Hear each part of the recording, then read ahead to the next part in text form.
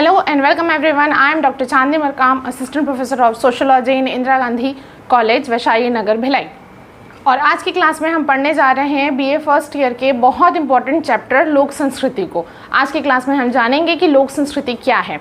लोक संस्कृति वाला जो चैप्टर है वो ना केवल बीए के कोर्स में है, इसके अलावा यदि आप कोई कॉम्पिटिटिव एग्जाम फाइट करने जा रहे हैं और छत्तीसगढ़ को आपका पेपर है तो छत्तीसगढ़ वाले सब्जेक्ट में भी ये एक चैप्टर आता है लोक संस्कृति। तो चलिए देखते हैं कि लोक संस्कृति क्या है, लोक संस्कृति के तत्व क्या हैं, उसका अर्थ क्या है और लोक संस्कृति नाम कौन से समाजशास्त्री ने प्रतिपादित किया। तो ज़्यादा देर ना करते हुए आज के वीडियो को स्टार्ट करते हैं और क्लास में हम जानेंगे कि लोक संस्कृति क्या है।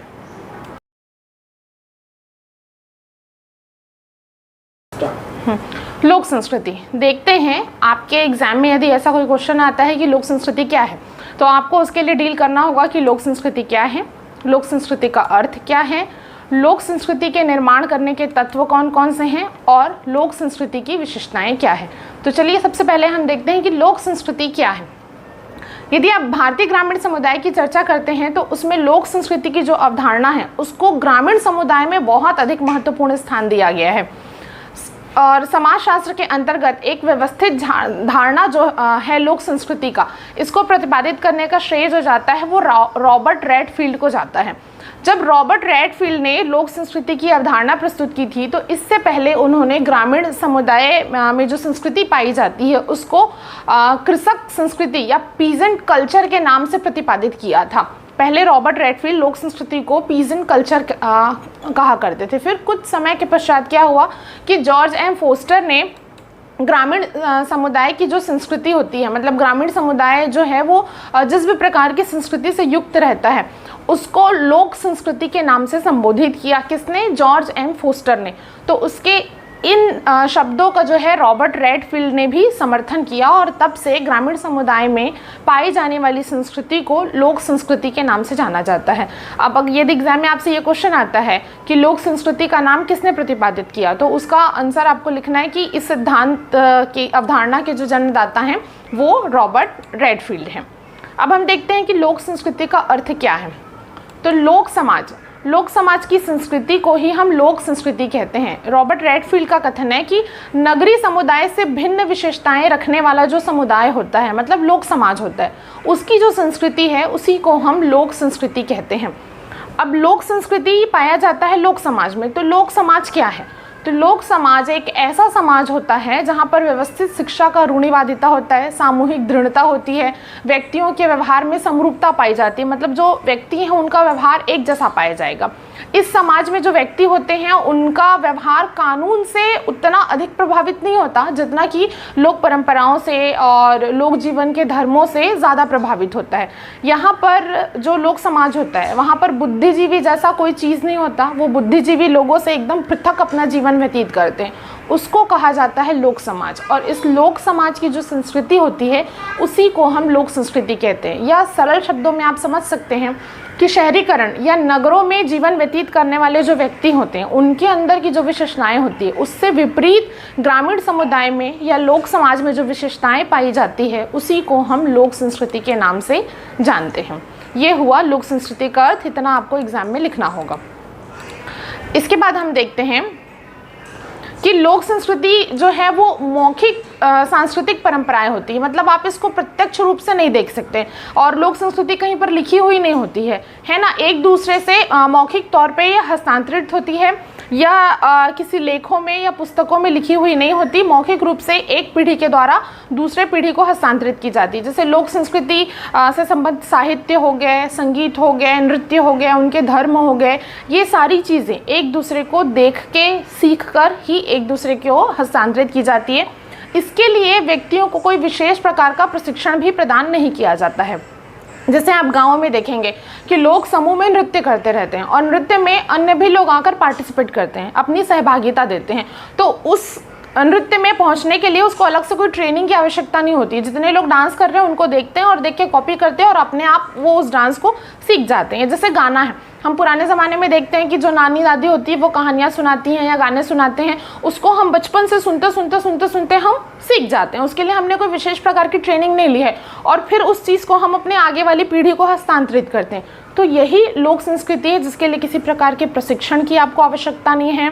यह संस्कृति कहीं पर लिखी हुई नहीं रहती, जिसको आप देखकर सीख जाते हैं, देखकर गाने लगते हैं, देखकर नृत्य करते हैं, या कोई भी आपके परिवार की पुरानी परंपरा है जिसको आप बचपन से देखते रहते हैं और देखते देखते सीख जाते हैं, उसको अडॉप्ट कर लेते हैं। यही लोक संस्कृति कहलाती है। अब इस लोक संस्कृति में गाने वाले जो लोग हैं वो भी गाँव के लोग हैं, ठीक है, नृत्य करने वाले भी गाँव के लोग हैं, दर्शक भी वही लोग हैं। तो जो लोग पार्टिसिपेट कर रहे हैं वही लोग दर्शक होते हैं, वही लोग नृत्य करने वाले होते हैं, कलाकार भी वो स्वयं ही होते हैं। अब हम देखते हैं कि कुछ गांव ऐसे होते हैं ना, तो गांव में उनके विशेष प्रकार के देवी देवता होते हैं जिनका फैलाव जो है पूरे भारतवर्ष में पाया जाता है। सामान्य तौर पर आप देखेंगे कि गांवों में कुछ ऐसे अनुष्ठान होते हैं, मेले होते हैं, देवी देवता होते हैं, ठीक है, जिनका उस विशेष क्षेत्र पे बहुत अधिक महत्व होता है। उस देवी देवता का अन्य क्षेत्र पर हो सकता है उतना अधिक महत्व ना हो। जैसे आप हर एक गांव में देखेंगे तो हर गांव की एक ग्राम देवी होती है। उस ग्राम देवी का महत्व उस ग्राम के लिए अत्यधिक होगा, लेकिन दूसरे ग्राम के लिए निश्चित तौर पर उसका महत्व उतना अधिक नहीं हो सकता। जैसे हर एक जाति की आप बात करते हैं तो हर एक जाति की कुल देवी या कुल देवता होती है, तो वो उस जाति के लिए उस जो देवी है या देवता है उनका महत्व बहुत अधिक होगा, लेकिन हो सकता है कि दूसरे जाति के लिए उनका महत्व ना हो। इसी तरह से भारतवर्ष के प्रत्येक गांव में अलग अलग प्रकार के देवी देवताओं का महत्व होता है और उन देवी देवताओं के कुछ मेले, अनुष्ठान, अनेक प्रकार की चीज़ें गांव में संपादित कराई जाती है। तो इन मेले, अनुष्ठानों और देवी देवताओं का जो महत्व है वो केवल गांव तक ही सीमित रहता है। अभिजात वर्ग की यदि हम चर्चा करें तो इन मेले, अनुष्ठानों और देवी देवताओं की पूजा पाठ से अभिजात वर्ग के लोगों का कोई प्रत्यक्ष संबंध नहीं होता है।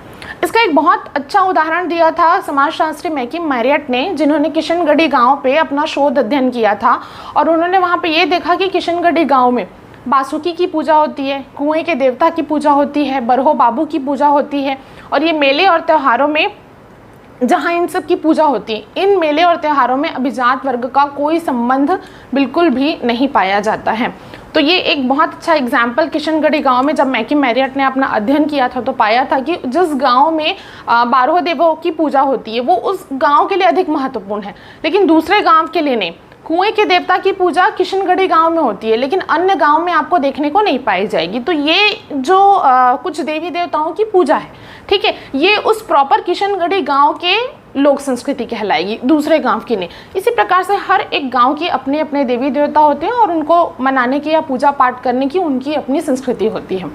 इसके पश्चात हम देखते हैं कि लोक संस्कृति के निर्माण के तत्व क्या हैं, कि लोक संस्कृति को निर्माण करने के लिए कौन कौन से तत्व होते हैं। तो हमारे समाजशास्त्र में लोक संस्कृति के निर्माण करने के 4 तत्व बताए गए हैं: लोक ज्ञान, लोक मनोरंजन, लोक रीतियाँ और लोक धर्म या विश्वास। हम देखते हैं कि लोक ज्ञान क्या है।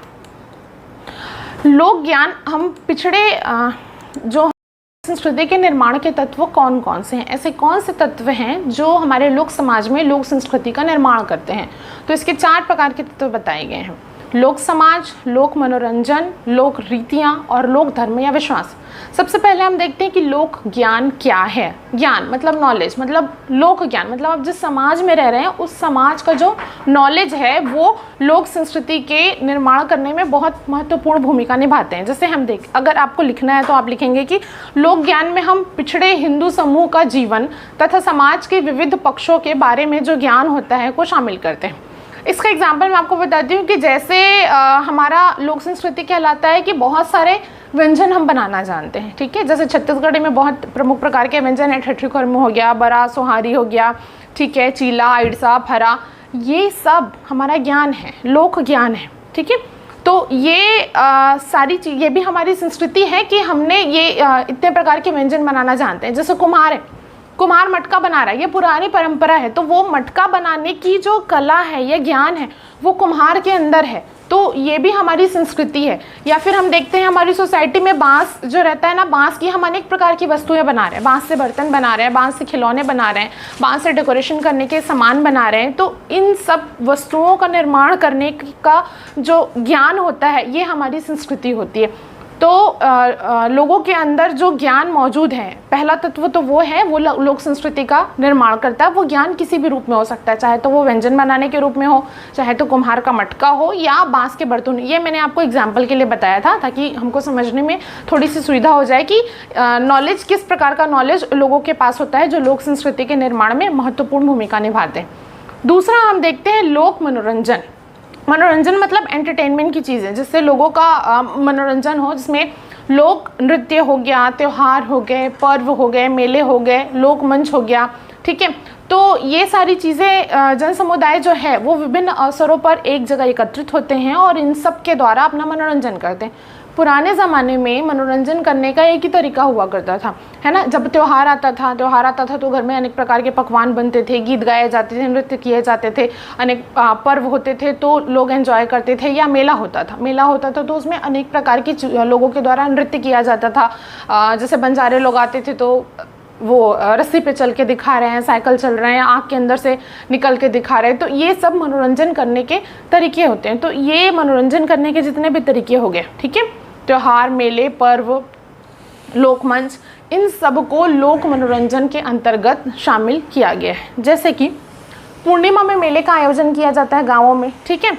गांव के मंच पर रावण दहन से पूर्व रामलीला प्रस्तुत की जाती है। आज भी गांव में जब रावण दहन करने का कार्यक्रम होता है तो उससे पहले रामलीला का कार्यक्रम आयोजित किया जाता है। तो ये लोक मनोरंजन के अंतर्गत आएगा।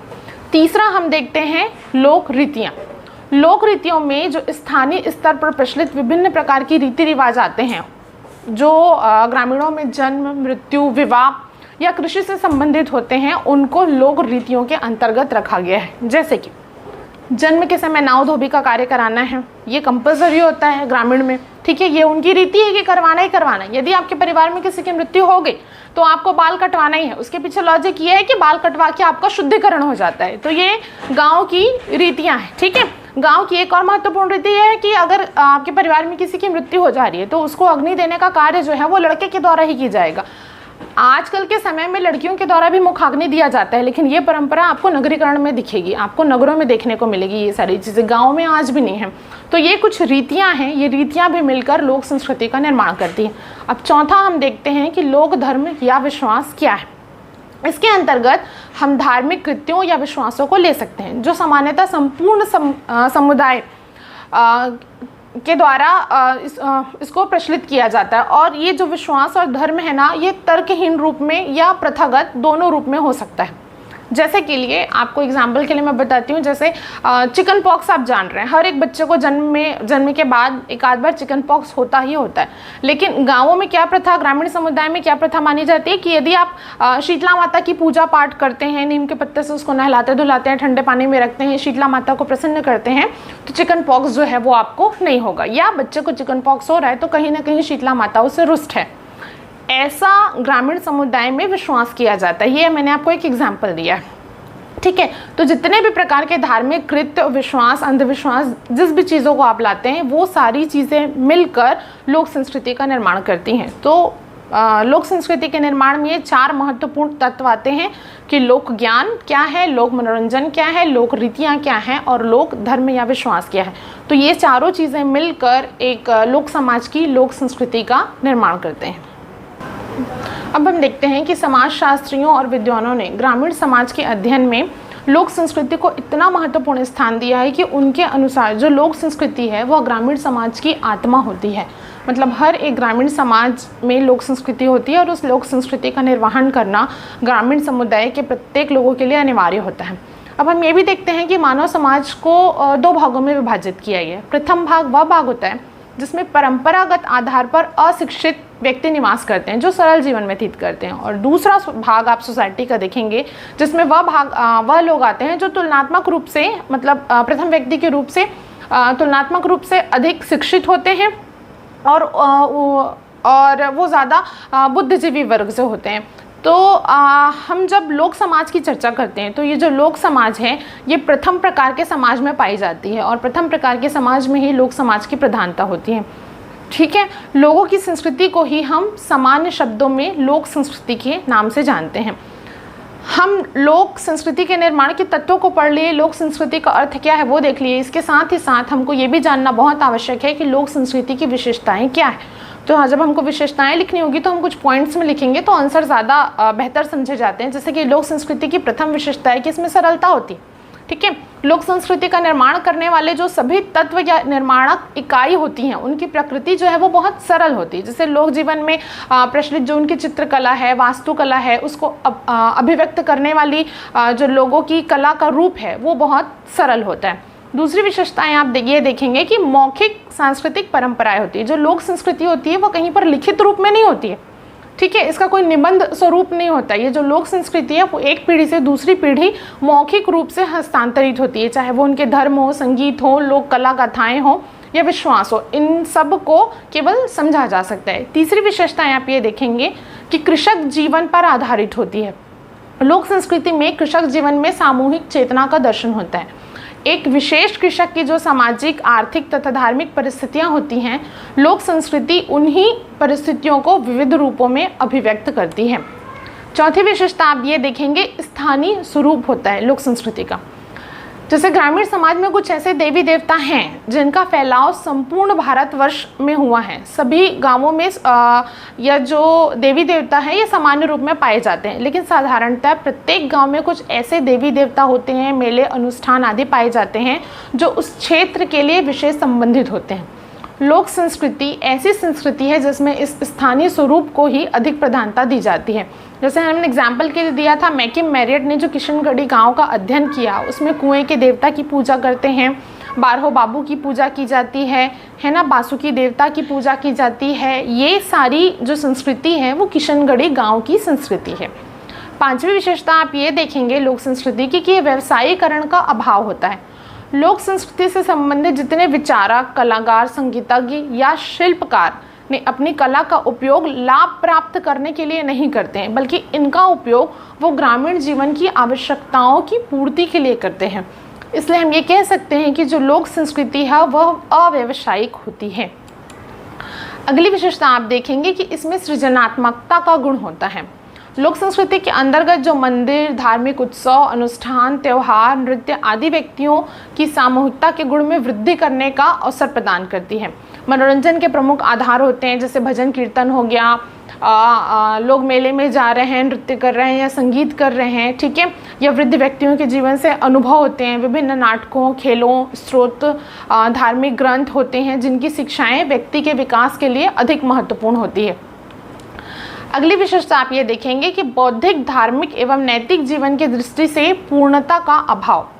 लोक संस्कृति तथा अभिजात संस्कृति एक दूसरे से प्रभावित होती रहती हैं। सरल रूप में कहा जा सकता है कि जिस प्रकार कृषक समाज की अवधारणा अर्ध समाज के रूप में स्पष्ट होती है, उसी प्रकार लोक संस्कृति भी एक अर्ध संस्कृति है।